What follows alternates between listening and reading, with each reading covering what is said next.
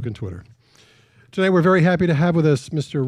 Leonard Ray Teel in collaboration with the Cuban Research Institute and his book Reporting the Cuban Revolution. But here to introduce our author is our distinguished guest, the director of the Cuban Research Institute. Please welcome Mr. Jorge Duane.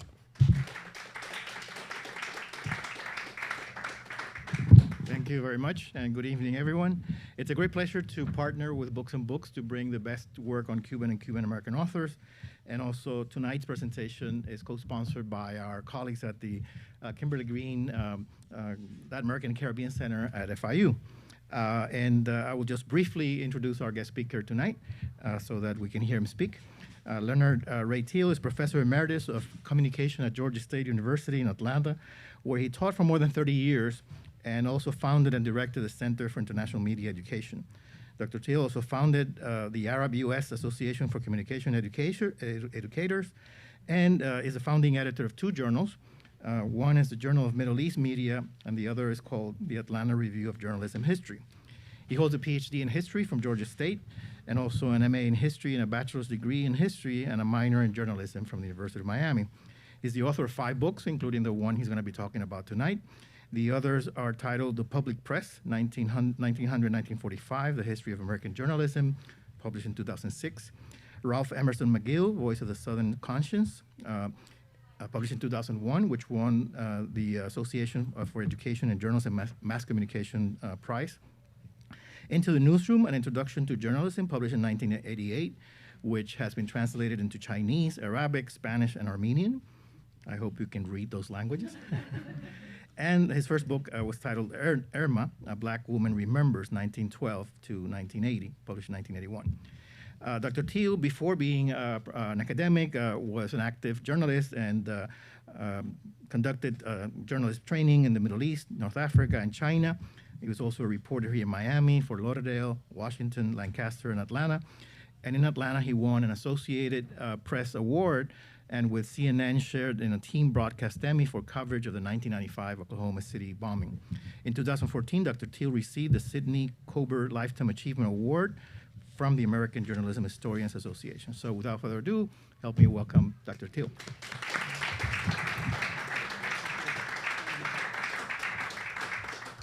That makes me sound very old. It's really good to be back in Miami. I've been in Atlanta a long time, but this is where I got my start at the Miami News as a newspaper boy. And it was that summer of 1957 I sold so many Miami newspapers that I won a trip to Cuba. And it was it was August of 57, and there was a revolution going on in the mountains, and nobody told me. I didn't know then that the Cuban press was forbidden to write about Castro. And so everything was fine. We went to the Tropicana nightclub and saw the great show, my first filet mignon. And nobody told me that the place had been bombed by rebels in January. It had all been repaired. This book occurred as an inspiration. I wanted to write about the Cuban Revolution, and historians gather newspaper articles as primary sources. And I went through all my primary sources, and one day got an inspiration from, everybody knows where Cuba is, right? But of course, the revolution starts in the far end, in the mountains, the Sierra Maestra Mountains, in the far end of Cuba, and look where Havana is. And there were many people very skeptical that Castro could ever get to Havana. So on the next slide, I'll work this. Let's see here. Okay, this one. Oh yes, right. I've got it. Technology. I got it. Okay, this is the story I came upon in all my newspaper stories that was the inspiration for the book. It's only 3 paragraphs, but when Castro first came to the United States, he was hailed as a hero in April of 1959. And the first thing he did in Washington was to give medals to 13 American journalists, gold medals, to 13 American journalists who had helped him win public opinion and the support of Congress during his revolution, and hence help him to victory. Now, the beauty of this article is it's like a Rosetta Stone. It tells you the 9 people who were present and their affiliations, and the 4 who were absent and their affiliations. So for a historian, the research question is simply, what did the 13 do to deserve a gold medal from Fidel Castro? Okay, here we go.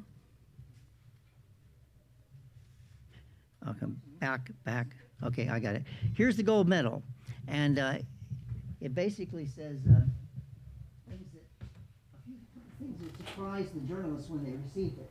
The most surprising thing was Sierra Maestra Press Mission. They did not think of themselves as part of a mission. They were there, each had individual motives, but none of them was really part of the press mission that Castro had in mind. The press mission was a secretive matter conducted by the 26th of July movement to bring certain journalists to Fidel, spirit them through customs and immigration in Havana, past the army to the mountains, so Fidel could get some publicity. The first one, and of course, this is the embassy on 16th Street that's been reopened. And on the far right, you see the magazine cover of Time magazine in January of 1959, when there's already beginning to be a question about Castro. You see the question mark up in the corner, democracy or dictatorship, question mark.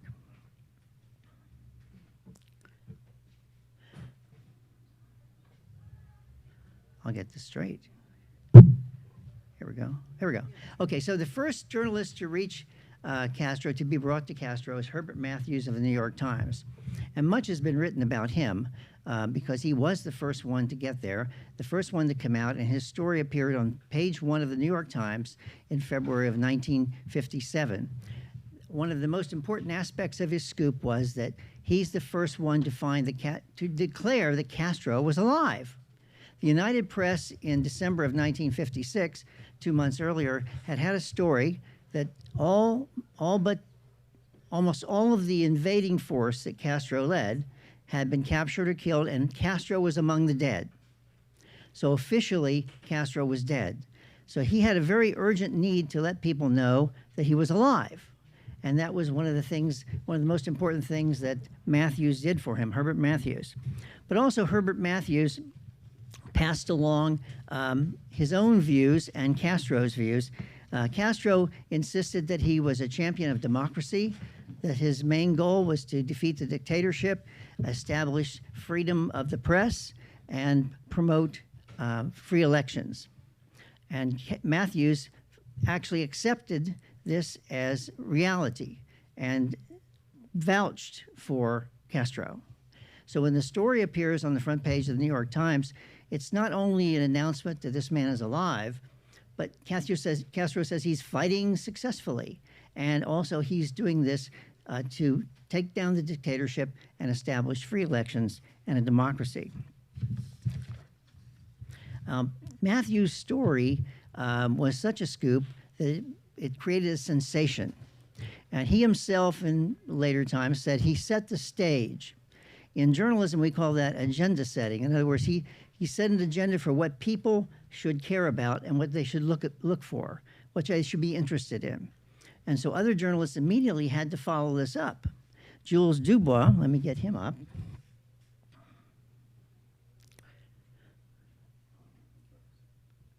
Jules Dubois of the Chicago Tribune on the right is interviewing Batista, President General Batista, the dictator. And he was the only one of the 13 who received the award to interview a number of sources. He always talked to dictators, even though that's his opinion of dictators. He had a very low opinion of them. He had this stereotype that there was nothing good about them, including the fact that they suppressed a free press. But in this case, he's there trying to get Batista to lift the censorship that was in existence at the time. And his work was so thorough that his book is a classic study of what was going on throughout the revolution. One of his specialties was to talk to the Miami exiles. And they also were planning an invasion of Cuba. There was, as soon as Castro succeeded in getting attention and solidifying his base in the mountains, there became a competition to unseat Batista. And the Miami exile community organized campaigns. But every time they organized something, they were defeated. They were met at the north coast, when they had an expedition to invade. And there was a plan to have an uprising at Cienfuegos naval base, and that was also thwarted, as though someone knew in advance. Jules Dubois is the only one who really found out what was going on and published it.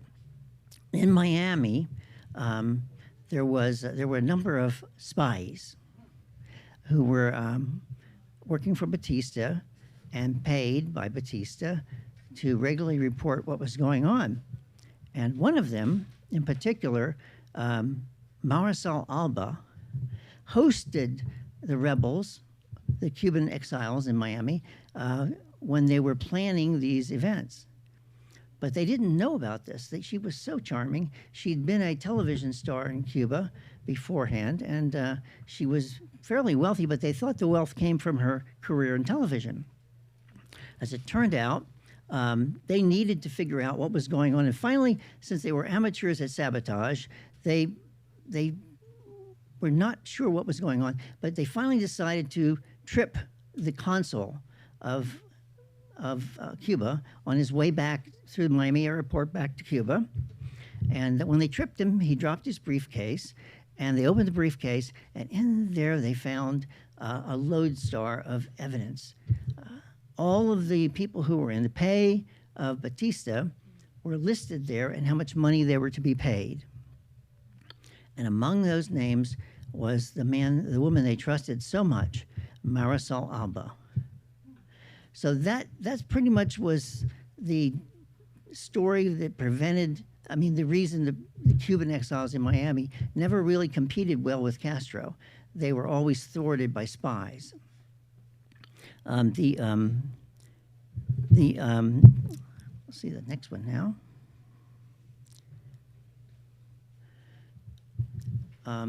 The 26th of July movement in Havana decided that they needed to diversify their media, so they approached CBS television, and CBS television sent a man down here to see if it was possible, and then went back and they organized an expedition down here with cameras and so forth.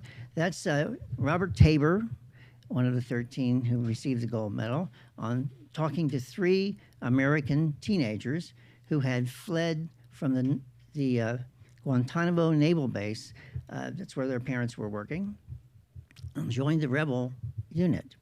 And over on the right is Wendell Hoffman, the cameraman. Their special documentary appeared on CBS television in May of 1957, and for the first time gave Castro an opportunity to speak directly to the American people. They had handed him the microphone, and he had spoken appealing to the American people, telling them he is just trying to defeat the dictatorship and establish freedom, and that he was fighting successfully.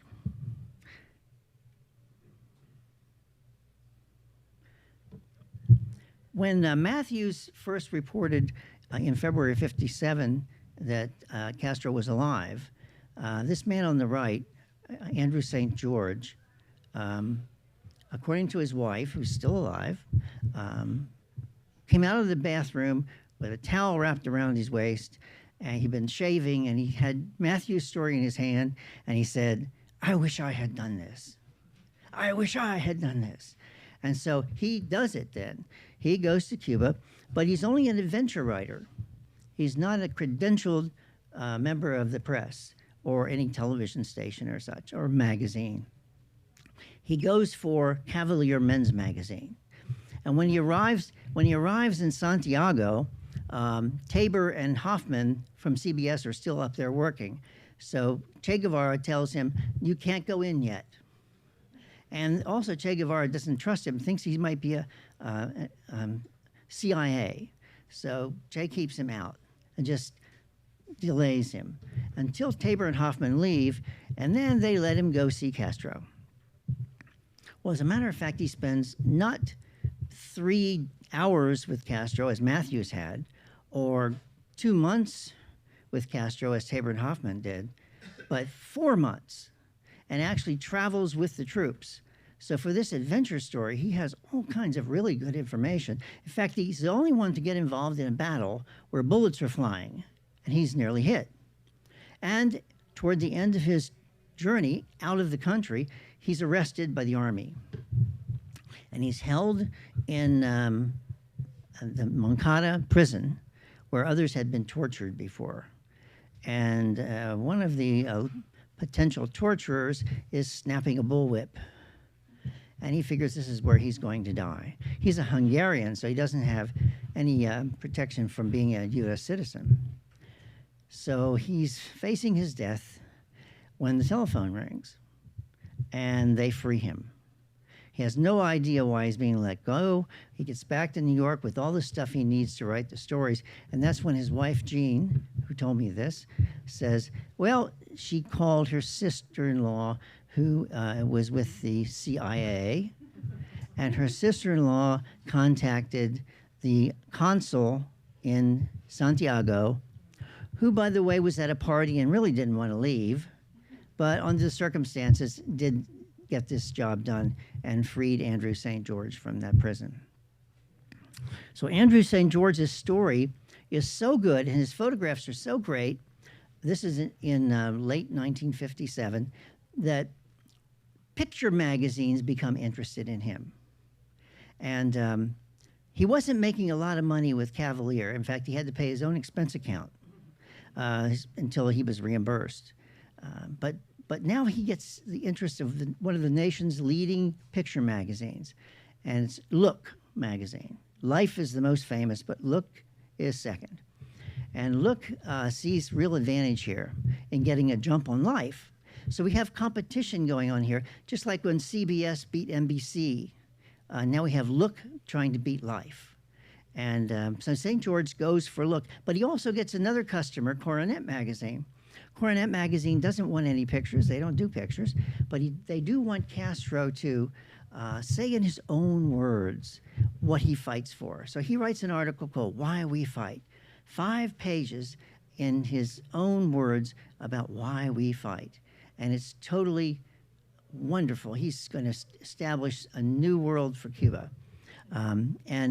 He talks about how well they're fighting and how the vigor of his troops and their great successes so far. And then when that appears, Life magazine has to follow. And so they hire Andrew St. George to guide their man to Castro. So this guy, the guy they send to see Castro is Sam Halper, and he's a bit of a coward. He really didn't want to do this, but he does want to get promoted. So he does it, and he goes up. St. George gets him to Castro. He does the whole thing, and they go out. And when Sam Halper is in a Havana hotel the night before he's about to leave, he thinks he hears a noise. He feels like he's been discovered, and he might be killed. So he's scared, and he calls the Jay Mallon, who then is the freelance who stays in Cuba all the time.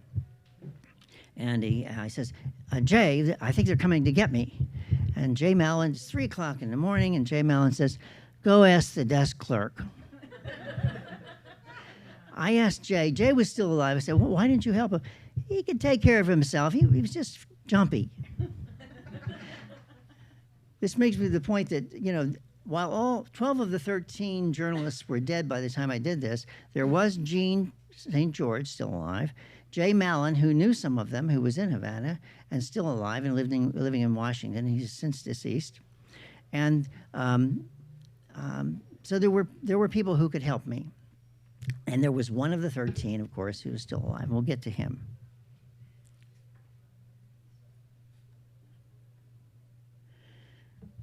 Early in 1958, New York Times decides not to send Herbert Matthews anymore, not to trust him with this assignment. To begin with, Herbert Matthews was an opinion writer for the New York Times, and he really laced his stories with opinion in favor of Castro. And so they wanted to send somebody who was not not identified with Castro yet, a veteran war correspondent, and they chose Homer Biggert. Biggert was really not excited about this. He was more interested in getting back to the Middle East where the things were really heating up. And so, but he went. And he managed, he's the only one who doesn't tell about all his journey to find Castro. He wasn't really interested in talking about that. But he gets to Castro and interviews Castro. And Castro gives him a story that Castro wants to see if peace can be achieved with Batista. But it's a bogus story that Castro's just floating out there. And then Biggert comes to the conclusion that there's no way Castro can win this civil war or this revolution. He says he only has 400 men, and the little battle that he witnesses Castro's troops win, said this could never rank with the 13 greatest battles in the world as classified in one of the classics. He says it's puny. These people are not going to win. And so he writes that for the New York Times, and it's the first time someone has come up in the U.S. press with a story that was not positive about Castro.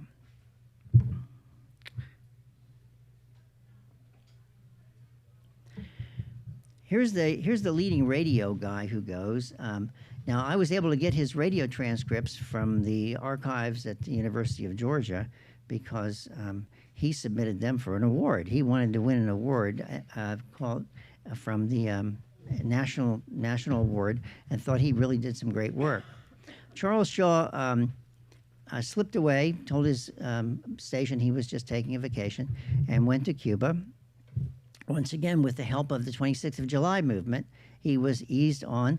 But unfortunately, Castro couldn't see him because the battles were raging, and Castro was in one place, and Raul was in another, but he did get to talk to Raul. Now, every one of these journalists always asked the communist question because the dictator had already called Castro a communist, so you had to ask the communist question. And Raul was asked the communist question, are you a communist? It's been said you are a communist. And Raul answered with one of those non-answers. He said, how can we say what we are not? Whereas Castro had said that is absolutely false to another journalist. So those were the answers you were getting when you had to ask the communist question, and then you repeated what they said. So it wasn't that the communist question wasn't on the table, it's just that it was deflected somehow. Actually, Charles Shaw heard in Havana, when he talked to other journalists, that negative things about the Castro brothers, mainly that they were bums and worthless, and don't be misled by them.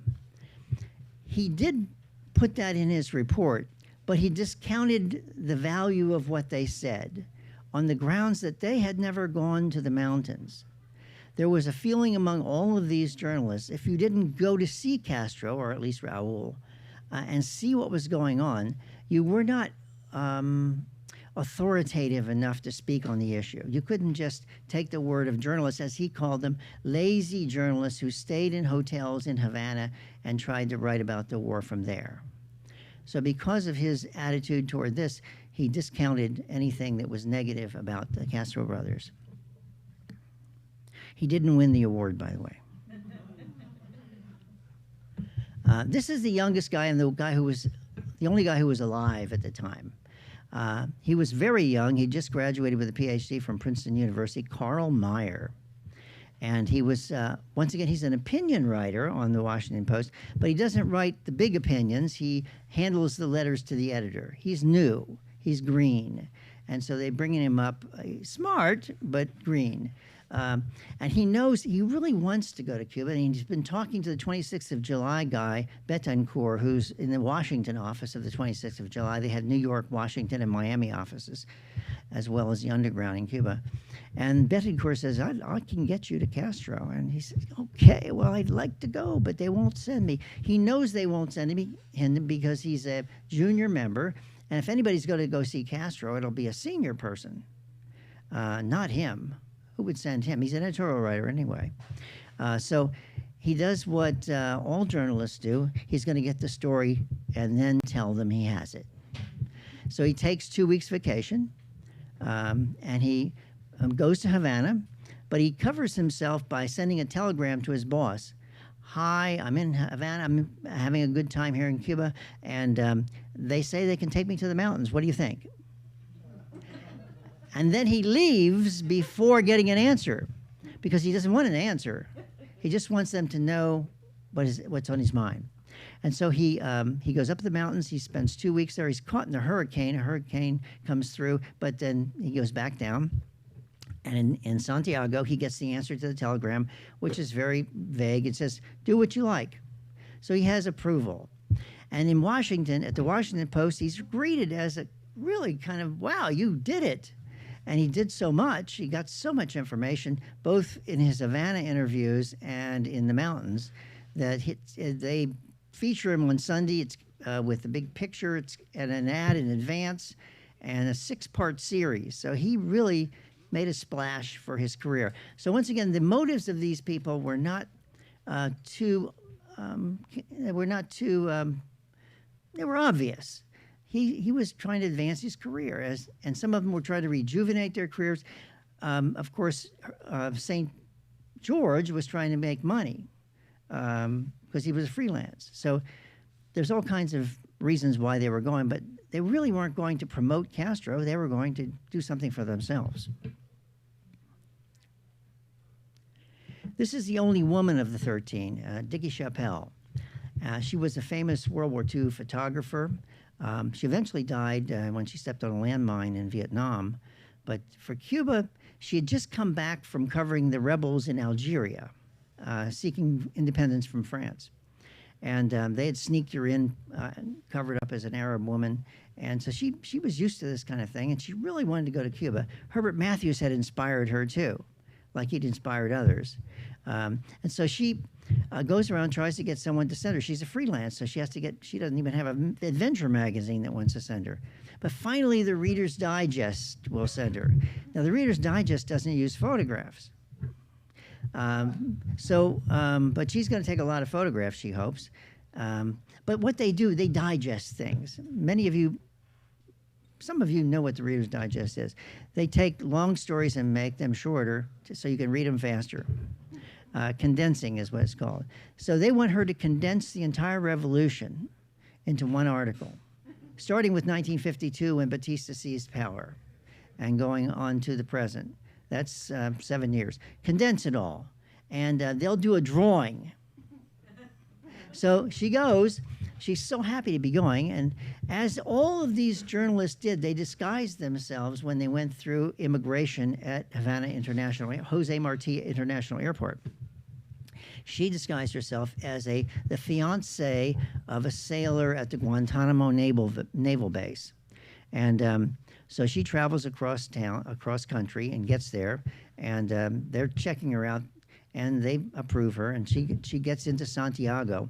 The problem is that the 26th of July movement headquarters in Miami, where she had stopped off, said there's no way you can get into Cuba with those cameras.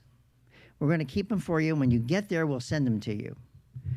She didn't want to part with them. Neither did she want to part with her World War II knife that she'd gotten from a Marine in the Pacific, but they took it all, and they said they'll send it to her. She gets to Santiago, and there's nobody who has her cameras. So Andrew St. George is there. He had just come down from his 4th trip to Castro, and he helps her go around and get cameras and film. So now she's got somebody else's camera she's bought, and she's going up the mountains. She really does the best job of any of the 13 in reporting on the women in the camp.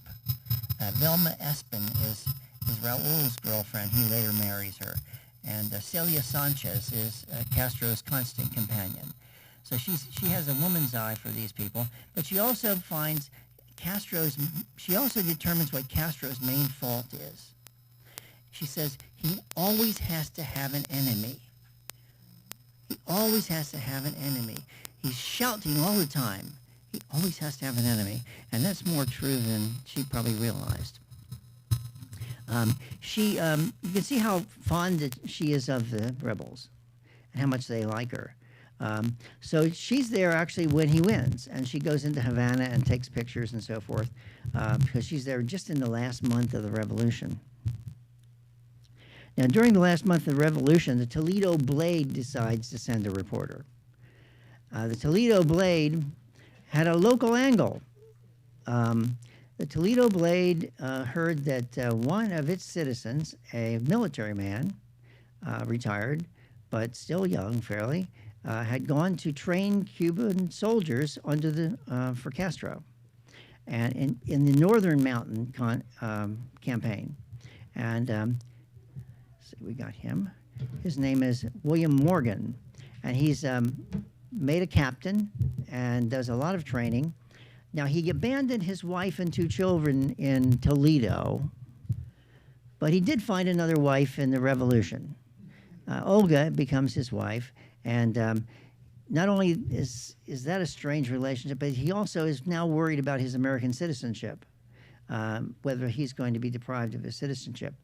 He's representative of Americans who really wanted to help Castro. We had the 3 American teenagers who fled from a Guantanamo naval base from their parents to help Castro. 2 of them went back. 1 stayed longer and then went back. We have Captain William Morgan and also Neil Macaulay, who wrote that book there, had just gotten out of the Army, and he went and helped the fight in to the west of Havana.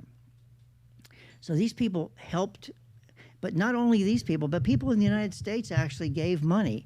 The former head of the journalism program at the University of Georgia told me, well, when I was young, I had a campaign to raise money for a truck for Castro, and I gave $5. So there were these kind of, and I've heard many other people tell me that they gave money for one thing or another that went to Castro. There was kind of like a real support for him that was generated by nothing more strongly than the press. Once I said agenda setting meant that this is what we're going to tell you about, and then framing, the way they framed it or presented it, meant this is how we want you to think about it. So the press, not only in its coverage, but in the way they covered it, made Castro into something of a folk hero. And the hero was used in some of the journalists' words, too, either quoting someone or saying it themselves. Unfortunately for Morgan, he outlived his stay. He stayed, but Castro didn't want him in the regime after the victory. So he ended up with a frog farm. That's why I have a little frog down there. And the next time the reporter from Toledo came, he found him at the frog farm. And the next time there was a story, he'd been shot by a firing squad. Unfortunately, he had decided to join the anti-Castro movement inside Cuba and was rounded up along with the others and shot. Now, those are the 13. The guy who went down there was Robert Branson from Toledo Blade, and I never was able to catch him, find him. I tried all kinds of ways to find Robert Branson, but he disappeared into history. He's out there somewhere, and if he hears his name now on live television, please let me know. So that's the story of the how those 13 actually managed to help Castro win the revolution, all based on this 3-paragraph story, which was the Rosetta Stone for the whole book. What did they do to earn Castro's gold medal? The gold medal is real, and you can see a copy. You can see Herbert Matthews donated it to the Columbia University. It's in the Rare Books and Manuscripts division behind glass, but they happily took it out for me so I could have it close up to do that picture. His papers are also there, so you can see how on his first story, he was congratulated by a lot of people, but he felt like he was starting to feel uncomfortable because some people felt he seemed to be too partisan, and so he was starting to feel uncomfortable, but not so uncomfortable he wouldn't do it again. Well, let's open for questions.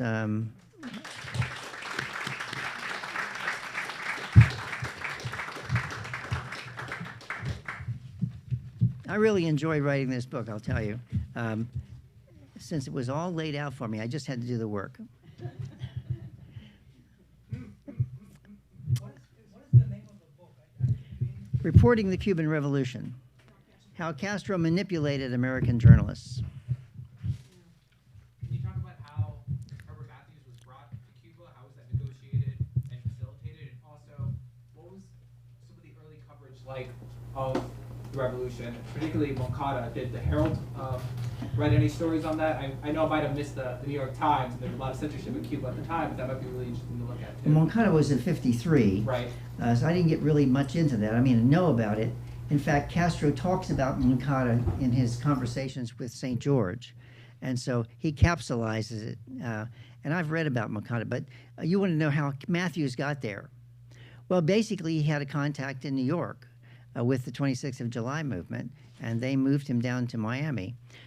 Word had come, this is the first guy, so Castro sent word from the mountains through a guy named Rodriguez to the 26th of July movement in Havana, saying he needs a U.S. press person, anybody.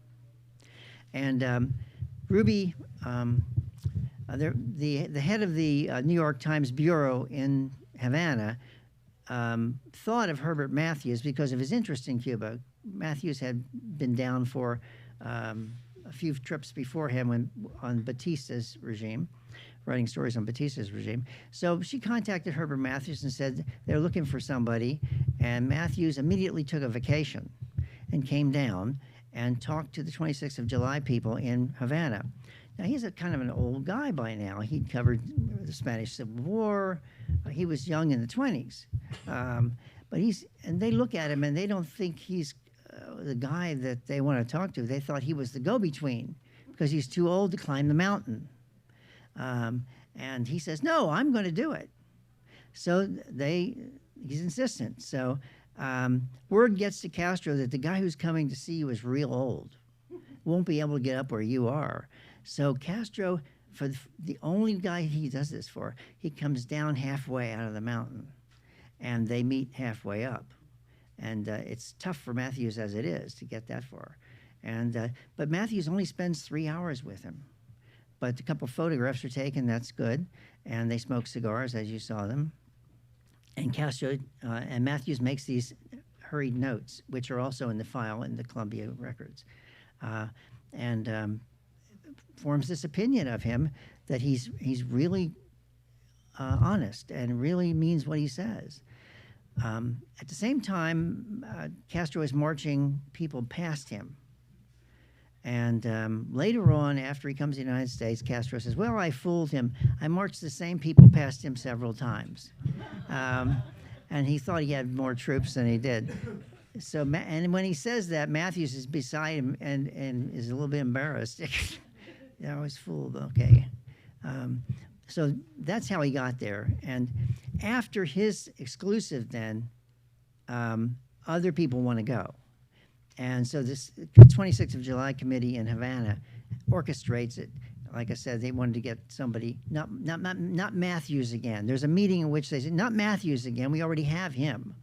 They want somebody else, and they want TV. Yes, TV, and they get CBS. Question? Well, Matthews is not the only person that Fidel has fooled. Fidel has fooled so many people.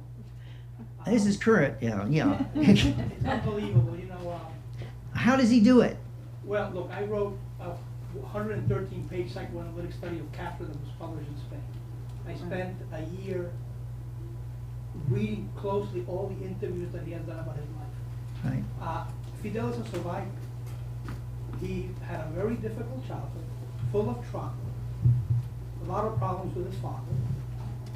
From an early age, he learned how to survive. He grew up with a Haitian family in Santiago, the Feliu family, and he's a survivor. So he tricks everybody. He's also paranoid. He thinks people are out to get him. And what you said previously is right on target. He needs an enemy. That's what fuels his desire, to have an enemy. And the enemy for him is the United States, because the United States, through the United Fruit Company, made his father rich and powerful. And the person who was supposed to baptize him And he couldn't take it out on them directly, so he took it out on the United Fruit Company. So, it's a long story. Fidel is a very It's a sharp guy. continuing story, you're saying. You're right. Yes. I'm new to Miami, so this is probably a naive question, but I'm astonished that there's not more negative publicity about Batista, about whom I know a little bit, and it was a pretty revolting guy. So although you've always talked about the press advancing Castro, some of us knew Batista's regime before we ever heard about Castro. And Batista was tolerated by the United Not by States. the CIA, no. Well, he was tolerated by U.S. foreign policy, and he was sent weapons for the defense of the hemisphere. He was our bastion against communism in the Cold War, and that was the main reason why he was tolerated. But he had a very vicious regime. He had been elected president from 1940 to 1944, first president, and then he actually gave up office, and then we had two successive presidents then. But when he was like third and likely not to win re-election in 1952, and that's when he pulled the coup d'etat.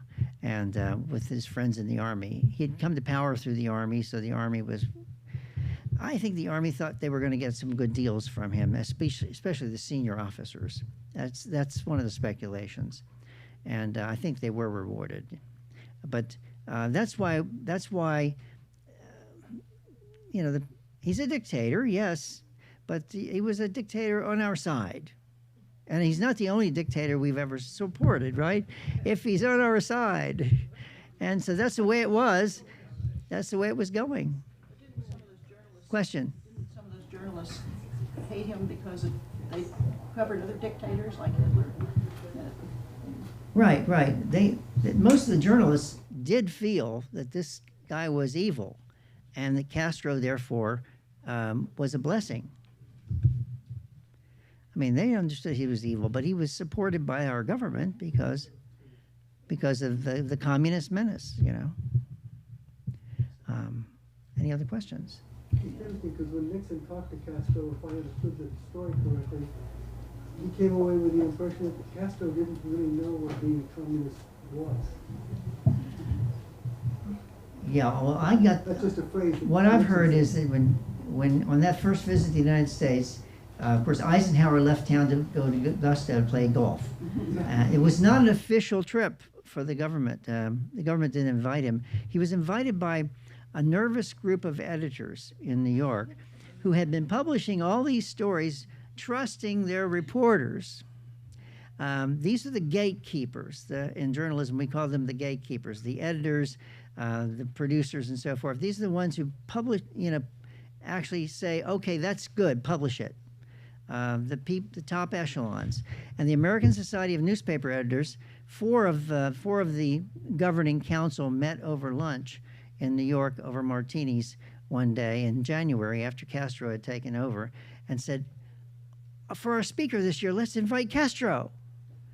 And they thought that was a great idea because they didn't know anything about him except what they had known through their reporters and cameramen, They didn't know really, and they were starting to have the same suspicions that Time magazine published in January of 29, democracy or dictatorship, ? Things weren't exactly comfortable for some people, especially loose news magazines. And so inviting Castro was the idea of these leaders of American journalism to get him here. And when he came, he went to the Overseas Press Club. He was on Meet the Press, and he was kind of a darling, He said nothing of value, but he said it in broken English. And he was greeted on the streets. There were parades, and he was a hero. Hardly any youngsters even know that he was a hero. I mean, all of us older people remember that moment or two. But that all soured by the end of 1959 and got worse and worse, yes. Did any of the 13 write about Castro in Cuba after he very quickly turned the country into a totalitarian regime? Well, Matthews did, and he justified his positions. He said his view was that we turned Castro toward the communists by treating him poorly and turning off the sugar spigot. We no longer were going to be importing any of his sugar, and forced him to find a market for the sugar in the Soviet Union. They said, "We'll take all the sugar you've got," and that was Matthew's point of view, that our policy was too rigid toward him and too punitive, and turned him toward the Soviet Union. Andrew St. George was totally disillusioned because he had been a freedom fighter against the Nazis and against the communists in Hungary, depending on which period it was, and loved the idea of Castro. And when he found out what he was really like, he was really totally disillusioned, according to his wife. And he sold his gold medal and made some money and gave it to the anti-Castro rebels in Miami. Robert Tabor, the television guy, he for a time was also of the opinion that Castro was being poorly treated, and joined the Fair Play for Cuba committee. But for a time. Well, yeah, I don't know if they were there at the same time, but yeah, Lee Harvey Oswald was in that too. So there's a bunch of strange people. Yes. Thank you very much for very interesting. I of course lived in Cuba at that time. Do you think it's a sign of that particular time that these articles seem so narrow? I mean, Cuba was going through a very complicated time. There was a lot of opposition to Batista from the Directorio Revolucionario. Right. There were political parties. There was an election in the making. There was a lot. It was a very complicated history, and they all only focused on Castro. I mean, when I read and see the news now, it seems to me that there's a wider knowledge of other countries, of different movements. Right. It seems like absolutely a very narrow way of looking at Cuba in 1957, 58. Right. Well, I know that your father, Mr. Marquez Sterling, was a candidate. Yeah. Right, and he was a middle-class candidate. But by the middle of 1958, there was so much polarization. Yeah, but that had been a process that had started way earlier, since 56. Right. And But it got was totally worse. ignored by the media. They didn't know.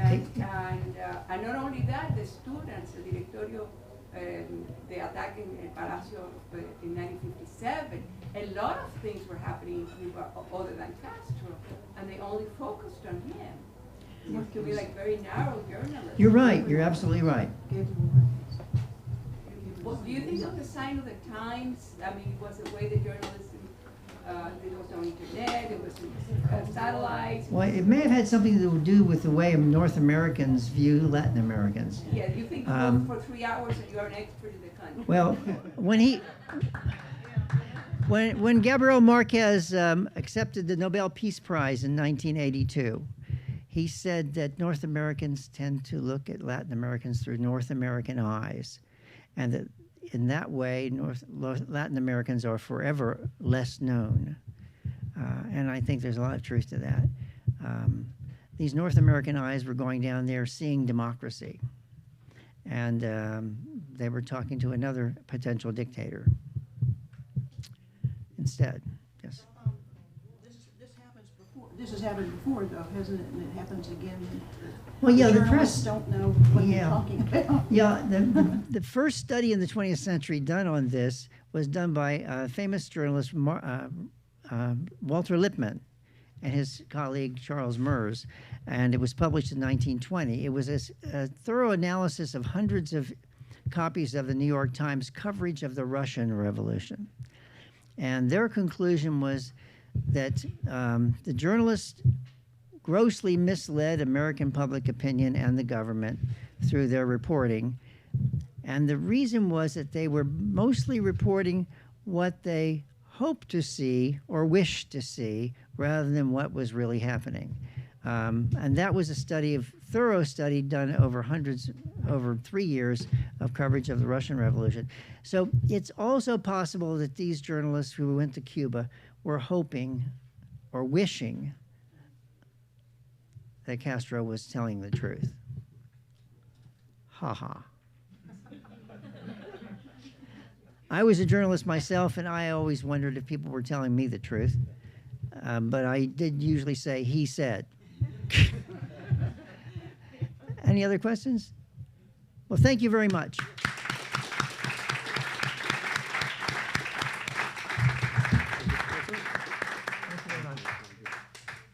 Folks, we of course have the books for sale behind the counter. Professor Teel will be sitting right over here to sign it. You can get one signed and send it to your friends if you like. If you're watching online, give us a call. We'll get one autographed and we'll ship it to you. Again, can we get another round of applause? That was a fascinating presentation. Thank you very much. Thank you. Thanks, everybody. Stick around. We got some live music out in the courtyard coming up. Thank you all so much for coming.